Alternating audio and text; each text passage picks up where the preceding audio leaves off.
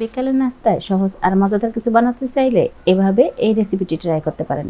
আবার বাচ্চাদের টিফিন কিংবা হঠাৎ মেহমানদারিতেও কিন্তু এটা খুব সহজেই বানিয়ে নেওয়া যাবে। তাহলে আশা করছি পুরো রেসিপিটি দেখলে ভালো লাগবে। এরপর এই তো আজকের এই রেসিপিটি করার জন্য আমাদের প্রথমেই লাগছে 2টি ডিম। এখন এই ডিম 2টির সাথে হাতের কাছে থাকা কিছু উপকরণ অ্যাড করে নেব। আর সেই উপকরণগুলির মধ্যে প্রথমেই থাকছে 1 টেবিল চামচ পরিমাণ পেঁয়াজ কুচি, সাথে বেশ কিছু ধনিয়া পাতা কুচি, আর এখানে 2টি কাঁচামরিচ ছোট ছোট করে কেটে নিয়েছি। এরপর দেব হাফ টি চামচ পরিমাণ চিলি ফ্লেক্স, তবে এর পরিবর্তে কিন্তু একই পরিমাণ লাল মরিচ পাউডার ব্যবহার করা যাবে। দিয়েছি হাফ চামচ পরিমাণ ধনিয়া পাউডার আর দেব হাফ চামচ পরিমাণ চাট মশলা। তবে হাতের কাছে যদি চাট মশলা না থাকে সেক্ষেত্রে এটা বাদ দিয়েও কিন্তু এই রেসিপিটি তৈরি করা যাবে। এখন হাফ চামচ পরিমাণ দেব লবণ, আর লবণটা দিয়ে এই সব কিছু একসাথে ভালো করে মিশিয়ে নেব।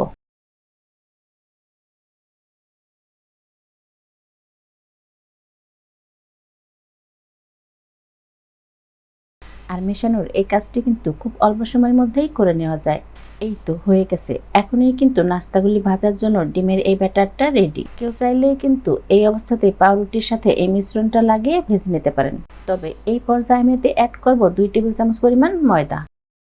চাইলে ময়দার পরিবর্তে আটা, চাউলের গুঁড়া কিংবা একই পরিমাণে বেসন দিয়েও কিন্তু এই কাজটি করে নেওয়া যাবে। এখন জাস্ট ময়দাটা এই সব কিছুর সাথে একটু নেড়েচেড়ে মিশিয়ে নিলেই কিন্তু আমাদের এই মিশ্রণটা পুরোপুরি রেডি। এরপর ডিম ময়দার এই মিশ্রণটা একটা সাইডে রেখে দেব, আর নাস্তাগুলি তৈরি করার জন্য পাউরুটির স্লাইসগুলি কেটে নেব। আগেই যেহেতু বলেছি ঝটপট নাস্তা, তাই সহজেই তৈরি করার জন্য এখানে আমি পাউরুটির স্লাইস ব্যবহার করছি। তার জন্য এই তো প্রথমেই 1 পিস পাউরুটি নিয়েছি। এখন এটাকে বেশ কয়েক টুকরো করে কেটে নেব। এরপর সবগুলি পাউরুটির স্লাইসে আমি একইভাবে কেটে নিয়েছি। এখন এইগুলি দিয়ে নাস্তা তৈরি করে নেওয়ার পালা। তার জন্য এখান থেকে 1 পিস করে স্লাইস মিশ্রণটাতে দিয়ে এরপর মিশ্রণটা ভালো করে লাগিয়ে নেব। আর এই তো এভাবে লাগিয়ে নেওয়া হলে এখন তেলে ভেজে নিতে হবে। আর ভাজার জন্য এই তেলটা মোটামুটি গরম করে নিয়েছি। এখন এক এক করে কিছু পাউরুটি স্লাইস দিয়ে অল্প কিছুক্ষণ সময় নিয়ে ভাজলেই কিন্তু এই নাস্তাগুলি রেডি হয়ে যাবে। এরপর চুলার তাপ মিডিয়ামের থেকে একটু কমে রেখে প্রায় 2 মিনিট সময় নিয়ে ভাজার পর এখন এইগুলি উল্টে দিতে হবে। আর উল্টে দেওয়া হলে এরপর আরও 1 মিনিট সময় নিয়ে ভাজলেই কিন্তু এই নাস্তাগুলি রেডি। সহজেই আর অল্প সময়ের মধ্যে কোনো নাস্তা রেডি করতে চাইলে এভাবে এই রেসিপিটি ট্রাই করতে পারেন। আশা করি ভালো লাগবে।